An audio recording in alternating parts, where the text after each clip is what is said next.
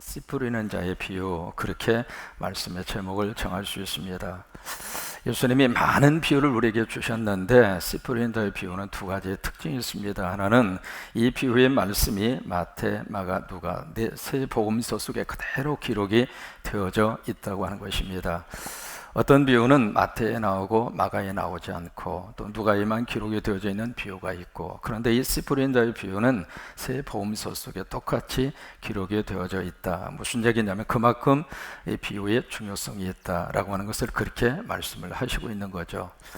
두 번째로 이 비유의 특징은 예수님이 이 비유의 말씀을 주시고 또 하나 이 비유에 대한 뜻을 인터프리테이션, 풀어 주었다고 하는 거예요.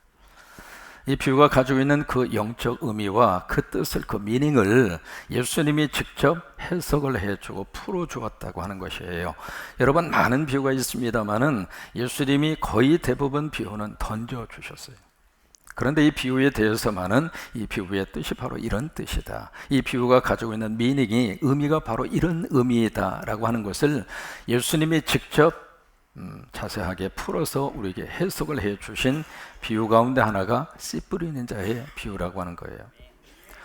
여러분, 이 농사법이 우리나라가 짓는 농사법하고 예수님 당시의 히브리 사람들, 유태인들이 짓는 농사법하고 약간 다릅니다. 우리는 일반적으로 땅을 갈잖아요. 쟁기나 삽을 통해서 땅을 갈아엎고, 지금 이야 모두가 다 기계로 다 하고 있습니다만은 땅을 갈아엎은 다음에 그 땅을 이제 부드럽게 만들죠. 부드럽게 만들고 그리고 나서 고랑을 만듭니다. 이랑을 만들죠. 이랑을 만들고 나서 그 이랑에다가 씨앗을 뿌리고 그리고 나서 흙으로 덮어요.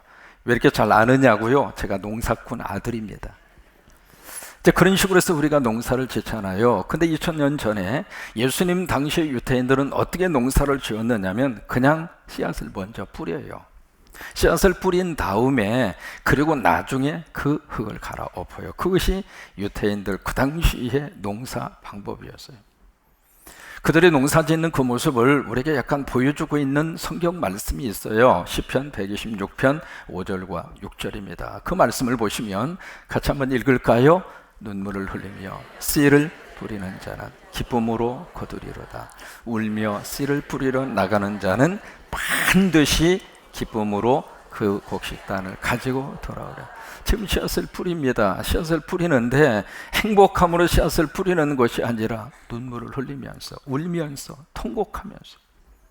그러면 여기 씨앗을 뿌리는 사람이 왜 울면서 씨앗을 뿌릴 수밖에 없을까? 몇 가지 이유 때문에 그렇습니다. 지금 파종 시기가 되었어요. 그 시기를 놓치면 씨앗을 뿌려도 거둘 게 없어요. 근데 그 시간에 파종을 해야 되는데 비가 오지 않아서 땅이 메말랐어요. 그 땅에다 씨앗을 지금 뿌리고 있는데 과연 이 씨앗이 날지 안 날지 보장을 받지 못한 거예요. 그런 상태 속에서 씨앗을 뿌려야 되는 그 농부의 심정은 마음이 속으로 타들어간다 그 말이에요. 그러니까 그런 심정, 그런 마음에서 씨앗을 뿌리기 때문에 눈물을 흘리면서 울면서 씨앗을 뿌리는 거예요. 여러분, 여기서 우리 한 가지 느끼는 것이 있습니다. 씨앗은 누가 뿌리는가? 내가 뿌려요. 씨앗은 남이 뿌려주는 게 아니에요. 내가 뿌리는 거예요. 아멘.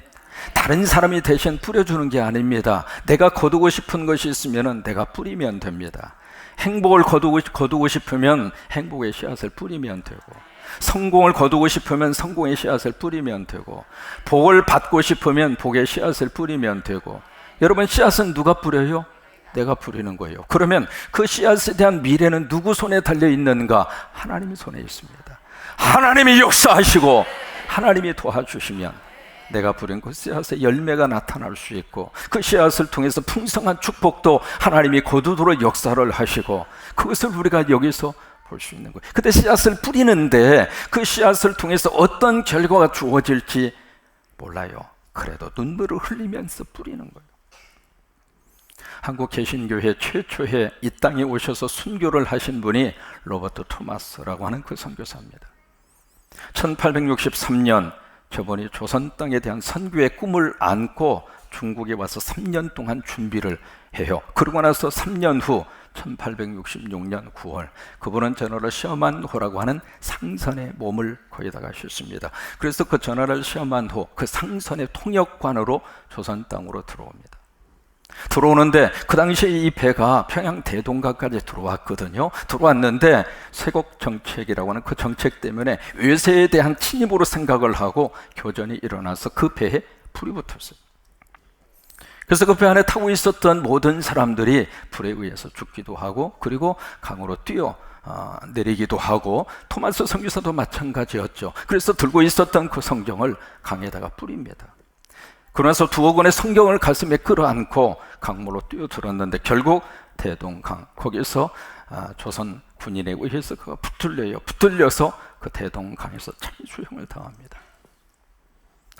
참수형을 당하는데 그분이 대동강에 딱 조선 땅에 발을 딱 디디고 나서 첫 마디가 바로 Jesus, 예수라고 하는 말을 딱 3번 해줍니다. 그러나서 이제 그의 목을 누가 베느냐면 박충권, 그분이 이제 목을 팹니다. 목을 베는데 참수형을 당하기 직전에 가슴에 품었던 성경을 꺼내서 그에게 내가 당신에게 줄 수 있는 마지막 선물입니다. 그래서 성경을 꺼내서 주는데 박충권 그분이 그 성경을 거절해요. 결국 토마스 선교사는 대동강변에서 박충권에 의해서 목이 잘려지는 참수형으로 순교를 당합니다. 그때가 1866년 9월 5일, 그의 나이 27살. 그렇게 해서 이 조선 땅에 와서 복음 한마디 전하지 못하고 그분이 거기서 순교를 당하고 죽어요. 근데 참 신기한 것은 그분이 참수형을 당하기 전에 최치량, 그분에게 성경 3권을 건네줍니다. 그런데 이 성경을 받아든 최치량이 이게 외국 서적이잖아요. 그래서 깜짝 놀라서 그 성경 3권을 누구에게 갖다 주느냐? 영문주사, 지금으로 말하면 공무원이죠. 박영식 그분에게 갖다가 줘요. 갖다가 주는데 그 성경을 받아든 박영식 그분은 그 성경을 어떻게 썼느냐 보니까 종이가 좋거든. 그 당시만 해도 종이가 귀했잖아요. 그래서 성경 3권을 쫙쫙 찢어서 자기 집에다가 도배를 합니다. 다 도배를. 참 도배를 했는데 참 신기한 것은 도배를 한 그 박영식이라고 하는 사람의 집을 누가 샀는가? 최치량 그분이 그 집을 구매를 합니다. 그 사서 그 집을 뭘로 바꾸었는가? 여관집으로 바꾼 거예요. 여러분 사진을 보시면은 왼쪽에 있는 분이 최치량이라고 하는 분이에요. 다시 한번 보여줘봐요. 왼쪽에 사카 쓰고 있는 분 있죠? 그분이 최치량이에요.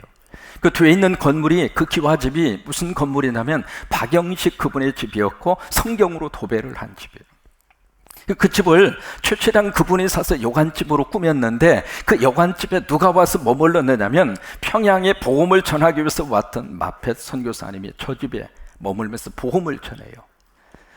그래서 그것을 인연으로 해서 그 여관집의 주인이었던 최치량 그분이 예수 그리스도를 영접하고 복음을 받아들이고 예수 믿는 사람으로 바꿔집니다. 그리고 그 영문주사였던 박영식 그분도 회개하고 예수를 믿습니다. 그런데 보세요, 바로 저 집, 여관집으로 쓰던 저 집이 나중에 교회당으로 바뀌어집니다. 그 교회당이 평양에 최초로 세워진 널다릴골 교회입니다. 그 교회가 나중에 어떻게 발전이 됐느냐면 장대제 교회로 발전이 됐고 거기에 그 교회 터 위에 세워진 교회가 장대현 교회입니다. 저 장대현 교회는요 2가지 면에 있어서 한국 교회사에 잊을 수가 없는 교회입니다. 첫째로 1904년 평양 성령 대부흥의 역사가 어디에서 이루어졌는가? 저 교회에서 임한 거예요. 한국 땅에 오순절 성령의 거룩한 역사가 하나님의 불로 임한 장소가 평양 장대현 교회입니다. 또 하나, 새벽 기도의 불씨를 일으킨 교회가 바로 저 평양 장대현 교회입니다. 여러분, 하나님의 섭리가 너무 묘한 거예요. 그러고 나서 그 토마스 선교사의 목을 잘랐던 박충건 그분은 어떻게 됐는가? 바로 저 장대현 교회에서 이 새벽마다, 여러분 옛날에는 예배 시간 전에 초종 치고 재종 쳤어요.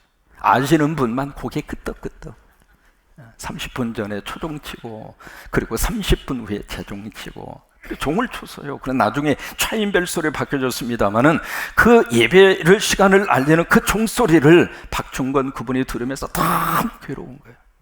내가 선교사의 목을 팼는데, 그냥 죽인 것이 아니라 목을 베서 참수형으로 죽였는데 그게 너무 양심의 가책이 일어나는 거예요. 그래서 그 종소리를 들을 때마다 박충건 그분이 견딜 수 없는 괴로움이 있어서 결국 그분이 마펫 선교사를 스스로 찾아가서 그 죄를 고백하고 그리고 나서 그분이 예수를 믿어요. 예수 믿어서 나중에 이분이 영주교회 영수가 됩니다. 지금 이제 교회 안에 그런 제도가 없습니다만은 그 당시에는 열심히 있는 분들이 선교사님을 도와서 귀한 복음 사역을 하시는 영수들이 있었어요. 박충권 그분이 바로 거기까지 하나님이 들어 쓰시는 거예요. 보세요. 한 젊은이가 이 땅에 와서 자기의 목숨을 바쳤어요. 27살 먹은 젊은 청년이 이 땅에 복음을 들고 와서 보세요. 공식적으로 한 사람 전도한 게 없어요. 비참하게 목이 잘려지는 참수형을 당했어요. 그런데 그렇게 해서 복음을 심었는데 심었던 그 복음이 그것으로 끝나지 않고 하나님이 자라게 하셔서 우리 민족의 큰 영적인 큰 곡식단을 하나님이 추수하도록 그렇게 역사를 하셨다고 하는 거예요. 우리는 이 한국에 계신 교회의 초대교회의 역사를 보면서 두 가지를 느낍니다. 첫째로 공짜는 없습니다. 공짜가 없다는 말을 영어로 두 가지로 씁니다. Nothing is for free. 자유스럽게 주어지는 거 아무것도 없다 이 말이에요. 또 하나 재미있는 표현을 씁니다. No free lunch. 공짜 점심은 없다는 거예요. 무엇이든지 그냥 거저 주어지는 것은 아무것도 없어요. 성광교회가 세워지기까지 거저 현재 상태가 있는 게 아닙니다. 땀을 흘렸고 눈물이 있고 헌신이 있고 헌금이 있고 공짜가 없어요. 그러니까 세상 살면서 공짜로 뭔가를 먹으려고 그러면은 그 뒤에는 마귀와 사탄이 있는 거예요. 절대로 여러분 속지 않게 되기를 바랍니다. 공짜 없어요. 공짜. 또 하나 그 스토리를 우리가 가슴에 느끼면서 또 하나 느끼는 게 있습니다. 뭐냐면 심고 뿌려야 한다고 하는 거예요. 한 젊은이가 이 땅에 와서 죽음으로 복음의 씨앗을 뿌리고 갔는데 그 성경 최철아에게 전해주었던 세 권의 성경, 그 성경이 바로 도배지로 활용이 되는가 싶어 없어지는 듯이 생각이 들었지만 그 집이 평양의 최초의 교회당이 될 줄을 누가 알았는가. 그러니까 기회가 있을 때마다 우리는 심고 뿌려야 돼요. 우리는 믿음으로 뿌리기만 하면 돼요. 뿌리지 않고 심지 않으면 거둘 것도 없어요. 갈라디아서 6장 7절로 8절 메시지 성경 쉬운 성경으로 소개합니다. 착각하지 마십시오. 그 어느 누구도 하나님 속일 수 없습니다. 인정하시면 아멘. 사람이 말이죠 참 묘한 생각을 해요. 하나님이 속여 먹을 수 있다고. 세상 사람들이 그런 생각을 합니다. 마치 내가 눈을 감고 있어서 아무것도 안 보이면 다른 사람도 나를 안 보고 있다. 천만의 말씀. 착각하면 안 됩니다. 하나님은 지금도 살아계시고 하나님은 지금도 역사하시고 누가 하나님을 속여 먹을 수 있습니까? 그러니까 우리 예수 믿는 사람이 정말 하나님 앞에서 하나님을 속일 수 없다고 하는 정직한 믿음의 고백을 가지고 살아야 복 받는 거예요. 그리고 그 다음 계속해서 말씀을 하시죠. 사람은 심은 대로 거두게 마련입니다. 다른 사람의 사정은 아랑곳하지 않고 하나님을 무시하고 뭘 심어요? 이기심을 심는 사람. 나 자신만을 위해서 일생 동안 나 자신만을 위해서 심고 뿌리는 사람은 뭘 거두어요? 잡초 거둔다 이 말이에요. 하나님이 그렇게 역사하십니다. 잡초 인생으로 끝나도록 하나님께서 그렇게 그의 인생을 그렇게 끌고 가신다 그 말이에요. 그런 사람은 자기만을 위해서 살면서 온통 잡초만 키워내게 될 것입니다. 그러나 하나님께 대한 응답을 심고 그것을 키우는 일을 하나님의 영에게 맡기는 사람, 그 사람이 바로 누구예요? 성령으로 심는 사람이잖아요. 하나님을 위해서 복음의 씨앗을 심는 사람이잖아요. 보세요. 토마스 선교사 자기를 위해서 씨앗을 심었습니까? 아니에요. 하나님을 위해서 씨앗을 심었는데 심은 그 씨앗을 하나님이 어떻게 거두도록 역사하셨는가? 영생이라고 하는 뭘 거두도록? 알고 거두도록. 그게 하나님의 거룩한 역사입니다. 여러분 농부는요 씨앗을 심는 것을 아까워하지 않아요. 씨앗을 심으면서 이건 내가 먹어야 되는데 아이고 아까워 그렇게 하면서 씨앗을 심는 사람, 심는 농부 아무도 없어요. 어린 시절 겨울철에 유일하게 먹을 수 있는 간식이 고구마였어요.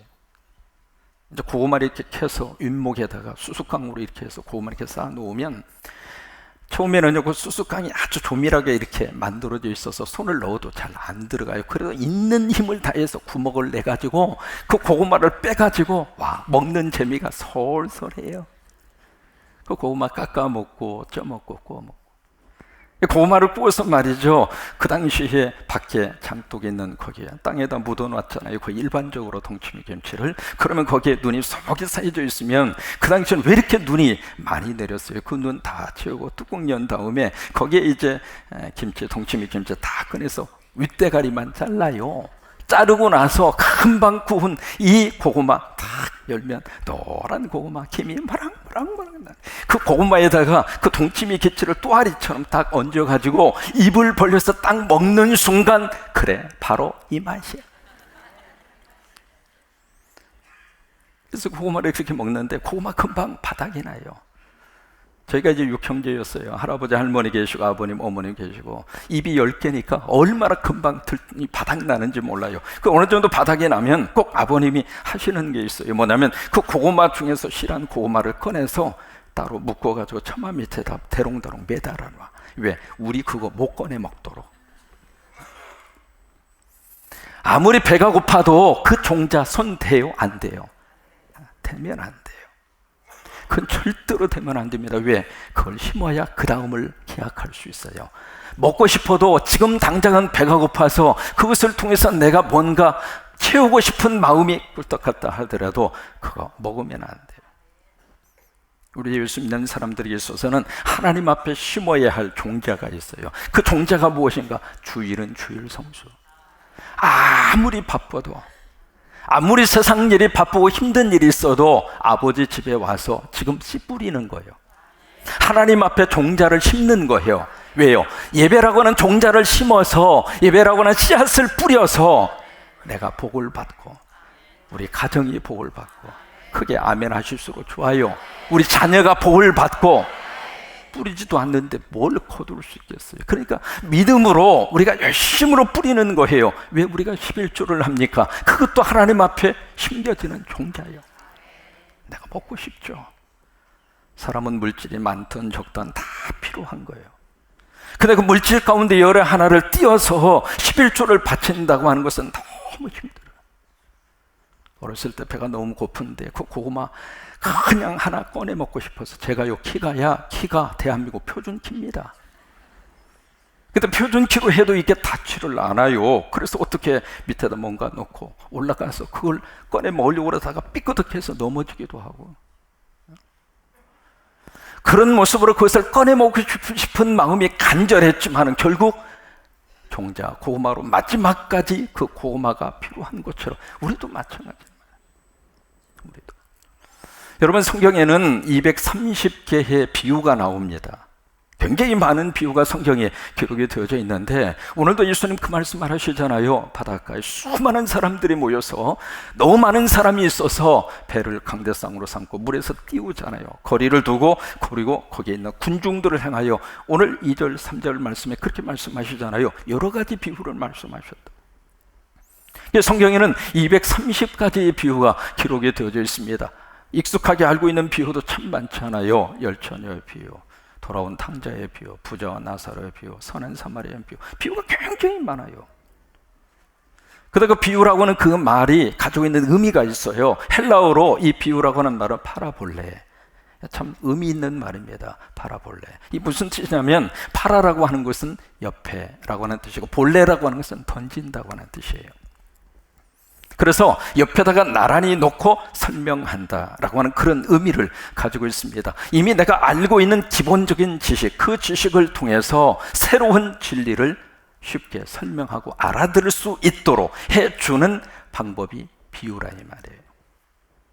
비유. 그래서 오늘 성경 속에 여기 예수님께서 이제 비유를 직접 해석을 해 주시는데, 이 비유의 몇 가지 단어 속에 깊은 영적 의미가 담겨져 있어요. 첫째로 흙이라고 하는 단어. 이 흙이라고 하는 단어를 우리가 땅 그렇게 표현할 수 있습니다. 근데 영어로는 여러 가지로 표현할 수 있거든요. soil이나 ground나 또는 dust나. 이게 같은 말 같아도 우리말로는 흙, 땅 그렇게 번역합니다만은 영어 단어로 가서 보면 조금 차이가 있어요. 거기에 dust라고 하는 단어, 마지막 나오는 그 단어는 먼지라고 하는 뜻이에요. 티끌이라고 하는 뜻이에요. 오늘 여기에 땅에 대한 문제가 나오는데 이 땅이 바로 무엇을 의미하고 있는가? 사람을 말하는 거예요. 일반적으로 보이는 땅을 의미하는 것으로 끝나지 않고, 그래서 네 종류의 흙 땅이 나오잖아요. 길가가 나오고, 그리고 돌짝밭이 나오고, 그리고 가시밭이 나오고, 그 다음에 좋은 땅이 나오고, 그 땅이 바로 무엇을 의미하느냐면 네 종류의 사람을 말하는 거예요. 사람. 창세기 2장 7절을 보시면 사람이 어떻게 이 세상에 존재하게 됐는가 성경이 기록하고 있잖아요. 같이 한번 읽으세요. 여호와 하나님이 땅의 흙으로 사람을 지으시고 생기를 그 코에 불어넣으시. 사람이, 이게 사람이라, 이게 성서적인 인간론입니다. 거기 보시면 사람을 어디에서 하나님이 그 원래 소스, 원 제목을 어디에서 하나님이 취했느냐면 땅의 흙이라고 하는 그 말이 영어로 더스트예요. 먼지라고 하는 말이에요. 그걸로 하나님께서 우리 사람의 재료를, 흙의 재료를 가지고 우리를 만들어 주셨는데, 그 흙이 그냥 흙이 아니라 창세기 2장 6절에 보시면은 거기에 안개가 나옵니다. 영어로는 스프링입니다. 다시 말해서 샘이 터졌다 그 말이에요. 지면에서 샘이 터져서 터진 그 샘을 통해서 땅을 적셨어요. 그리고 나서 창세기 2장 7절에 그 흙을 가지고 하나님이 사람을 만든 거예요. 그래서 사람은 세 가지 요소로 되어져 있습니다. 첫째로 흙입니다. 흙은 흙인데 그냥 흙이 아니라 dust of the ground, 땅에 있는 먼지라 그 말이에요. 먼지. 그것이 우리들의 원 소스예요. 그래서 흙이 이제 먼저 우리 사람의 첫 번째 구성의 요소이고, 두 번째는 물입니다. 왜? 물에 젖은 흙이니까 물이 있다 이 말이에요. 사람은 그래서 체중의 70%가 물이에요. 옆에 있는 분 보세요. 다 물통이에요. 그래서 이게 물을 제대로 공급하지 않으면 사람이 건강에 심각한 이상 징후가 나타나게 되고, 그래서 여러분 정기적으로 물을 꼭 잡수셔요. 아침에 일어나시자마자 물을 한 컵 꼭 잡수셔요. 아멘도 안 하셔. 그냥 찬물을 잡수시면 안 되고요, 사람의 체온하고 맞는 물을 잡수셔야 돼요. 미지근한 물. 찬물은 우리 몸에 데미지를 가져다 줘요.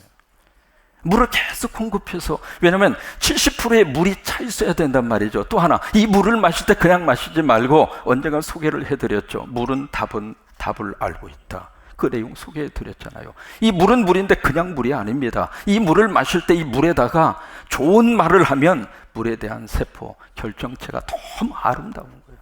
근데 이 물에다가 악한 말을 하잖아요. 그러면 물에 대한 결정체가 찌그러져 있는 거예요. 흉악한 모습으로. 다시 말해서 이 물 자체가 바로 생명체라고 하는 거예요.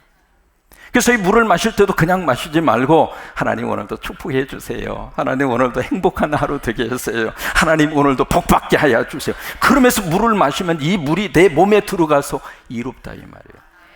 근데 같은 물을 마시면서도 여러분, 아내가 남편에게 물을 주면서 한번 테스트를 해보세요. 물을 주면서 이 물 마시고 콱 체해버려라. 이 물 마시고 콱 체해버려라. 3개월만 그렇게 해보세요. 진짜 체합니다. 그러니까 사람 몸이 70%가 물이란 말이에요. 물. 그리고 세 번째로 사람은 생기. 그 생기라고 하는 것이 바로 뭐냐면 생명의 호흡이라는 말이에요. 하나님의 기운이 내 속에 들어와 있는 거예요. 이게 사람이에요. 여러분, 후하요. 당신 누굽니까? 그럼 우리가 대답할 수 있는 말은 I am 차상영. 나 차상영입니다. 여러분, 그것은 기호일 뿐이에요. 구체적으로 성서 속에 들어가서 후하요. 당신 누굽니까? 그렇게 딱 질문을 던지면 할 수 있는 대답이 나 사람이요. 여러분, 그게 맞는 말이잖아요. 그러면 내가 사람이요 라고 하는 그 답은 무슨 말이냐면 나는 흙이요 그 말이에요. 별거 없습니다. 다 사람은 흙이에요. 이 흙이라고 하는 이야기는 교만하지 말라 그 말이에요. 내가 가졌으면 얼마나 가졌고 알면 얼마나 알고, 다 저기 먼지에서 하나님께서 우리를 주하여 하나님의 사람으로 우리를 만드신 그것이 하나님의 축복인데, 원래 내 재료가 흙이라 이 말이에요. 사람은 서 있을 때보다도 앉아 있을 때가 훨씬 편해요. 지금 이 시간에 저보다도 여러분들이 훨씬 편합니다. 전 지금 서 있잖아요. 그러니까 앉아 있는 게 훨씬 편하고요, 앉아 있는 것보다도 누워 있는 게 훨씬 편해요. 왜 그래요? 땅하고 가까우니까. 이 땅을 볼 때마다 불러야 될 노래가 있습니다. 나의 살던 고향은 바로 땅이에요. 그래요. 두 번째로 이 비유 속에 씨라고 하는 단어가 나오잖아요. 영어로 seed라고 하는 말을 쓰는데 그 씨는 무엇을 의미할까? 14절에 보시면은 뭐냐면 하나님의 말씀이라고 그러죠.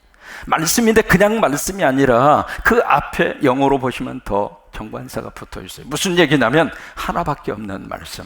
그 말씀을 요한복음은 로고스라고 그런 거예요.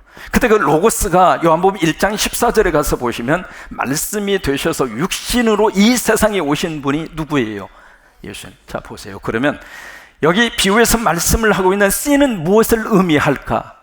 예수님을 말하는 거예요. 토마스 선교사가 우리 땅에 와서 다른 거 뿌린 게 아닙니다. 예수님을 뿌려준 거예요. 목숨을 바치면서 참수형을 당하면서 이 땅에 뿌려준 것은 예수예요. 예수를 뿌려준 거예요. 세 번째로 여기 씨 뿌린 자는 누구일까? 여기 씨 뿌린 자를 영어로 the farmer라고 하는 단어를 쓰잖아요. 농부라고 하는 뜻이에요. 그럼 여기 씨를 뿌리는 사람은 누구인가? 1차적으로 예수님이죠. 그 다음에 두 번째는 바로 복음을 증거하는 사람. 선교사님이든 복음 증거자이든 어떤 사람이든지 그게 이제 씨를 뿌리는 사람이에요. 그래서 이게 이 예배 시간이라고 하는 것은 예수님의 씨가 흙인 내 속에 심겨지는 게 예배 시간이에요. 여러분 설교라고 하는 것은 예수님의 씨가 내 영혼과 심령 속에 심겨지는 시간이에요. 이게 설교예요. 설교를 통해서 다른 걸 기대하지 마시고 여러분 가장 좋은 설교는 설교 끝난 다음에 예수님이 생각나게 하는 사람. 최고 좋은 설교예요. 그래서 예수 그리스도의 씨앗을 내 속에다가 심어주기 위해서 씨 뿌린 자의 비유를 통해서 주님이 이 복음의 말씀을 우리에게 전해주신 거예요. 여러분 예수님의 씨가 심겨지는 그 땅이 복받은 땅이에요. 여러분 속에 예수님이 심겨져 계세요. 내 안에 예수 그리스도가 심겨졌어요. 믿으시면 아멘! 그 사람이 최고로 복받은 사람이에요. 그러니까 예수님의 씨가 내 속에 심겨져서 내 인생 자체가 복받은 하나님의 사람으로. 그랬을 때 어떤 약속을 하나님이 우리에게 해주시고 있는가? 영혼이 잘됨 같이 범사가 잘되고 강건하기를 하나님께서 축복하시는 거예요. 그런 은혜가 여러분 속에 넘치기를 주의 이름으로 축원합니다. 그럼 구체적으로 이 비유에 대한 구체적인 해석의 의미는 무엇일까? 다음 주에 하겠습니다. 그래서 오늘 설교 듣고 끝나면 일부밖에 모르는 거예요. 그래서 기대하시라 개봉박두 다음 주 복받은 땅 2차 시리즈. 여러분 이 비유 속에 너무 귀한 하나님의 영적 의미가 담겨 있어요. 왜냐하면 다음 주 말씀을 묵상하면서 제 마음속에 무슨 생각이 들었냐면 다음 주 설교 듣는 분들은 수주 맞을 것이에요. 아멘도 크게 안 하셔요. 정리합니다. 복받은 땅이 무슨 땅일까? 예수 그리스도가 심겨진 땅이 복받은 땅이고 복받은 땅의 주인공이 바로 누구일까? 바로 누구예요? 여러분이에요. 그 은혜가 넘치기를 주의 이름으로 축원합니다.